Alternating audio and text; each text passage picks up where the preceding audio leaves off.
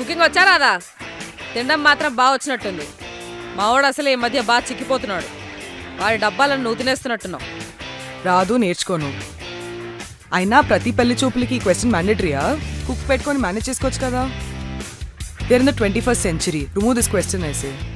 Dress బాగుందమ్మా, లక్షణంగా ఉన్నావు. Thanks aunty. పెళ్ళైన తర్వాత ఎలాంటి బట్టలు వేసుకుంటావుగా?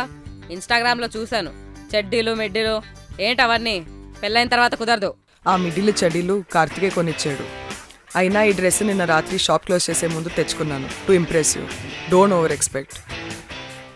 ఈ కాలం అమ్మాయిలు అసలు చాలా సంబంధాలు చూసామమ్మా, కానీ ఏది సెట్ అవ్వలేదు.